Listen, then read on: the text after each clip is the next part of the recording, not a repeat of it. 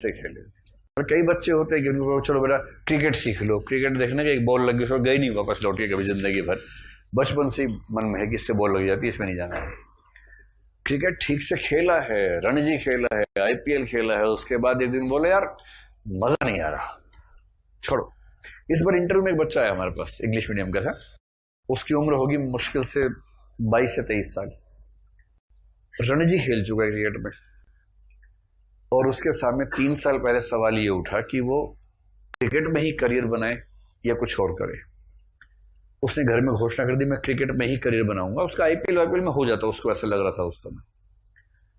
उसके पेरेंट्स ने थोड़ा पता किया और उनको लगा कि शायद ये बच्चा सही उम्र से थोड़ा सा लेट है, अब क्रिकेट में बहुत महान करियर नहीं बन पाएगा, हल्का फुल्का बनेगा, एक बार आईपीएल में हो गया, 2-4 मैच खेले, अगली बार नहीं बिका तो नहीं बिका, ऐसे वाला मामला बनेगा।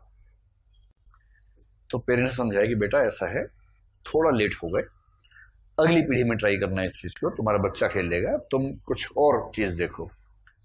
बच्चा गोलू था तो बच्चे ने कहा हाँ बताइए। तो सहमति बनते बनते हुआ कि आईएएस की तैयारी करो।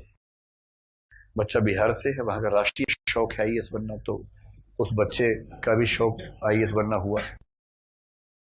लेकिन उस बच्चे को देखिए ग्रेजुएशन के लिए दिल्ली विश्वविद्यालय है, 3 साल हुए, अभी ग्रेजुएशन खत्म ही हुआ है उसका, और ठीक से सीरियसली पढ़ते पढ़ते पहला अटेम्प्ट दिया, ग्रेजुएशन खत्म होते ही अपीयरिंग में ही उसमें शायद मेंस में नहीं हुआ, मतलब मेंस तो दिया, इस सर इंटरव्यू दे रहा है।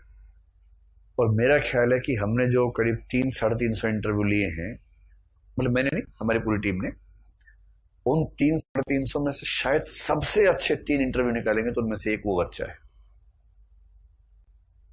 इतने शानदार तरीके से बात करता है, इतनी गहराई, इतनी सी उम्र में हर चीज पर इतना सधा हुआ उत्तर हर प्रश्न का उसके पास है। और जो चीजें वो छोड़ के भी आया ना, तो लगता है कि ठीक से पचाया है। उससे आप क्रिकेट पे बात कीजिए, चेस पे बात कीजिए, जो जो खेल उसने खेले, वो हर खेल में जिस लेवल पे बात करता है, तो लगता है कि ऐसा कमाल किसी भी क्षेत्र में कर सकता था। प्रेरणा मिली थोड़ी सी आप लोगों को इससे। कुछ ऐसा करो कि आपसे बात करके मेंबर्स को लगे कि इंटरव्यू हमारा हो रहा है कि इसका हो रहा है, समझ नहीं आ रहा है।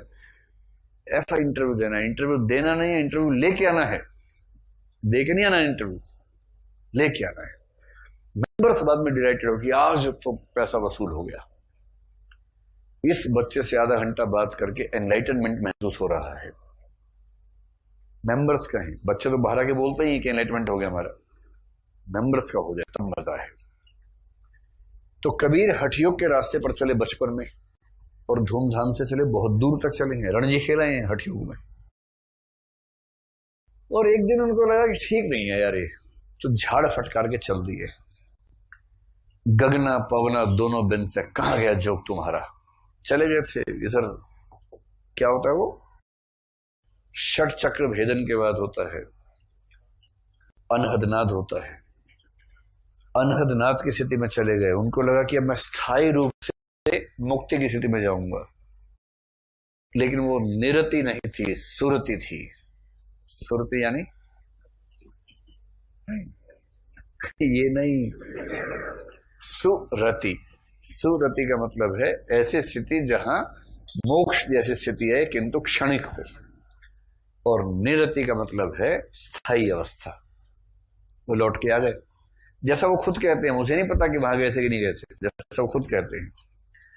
और तब गुस्से में कह रहे हैं अवधूतों को कि कम वक्त जाओ, सर खराब कर दिए मेरे, पेड़ पे टंगो, ना काटो, ये करो, कुंडलिनी जगाओ, खिचड़ी मुद्रा करो, जीप पीछे, सब कुछ कर लिया, और अंत में क्या हाथ लगा, कुछ सेकंड के आनंद के बाद सब वैसा का वैसा।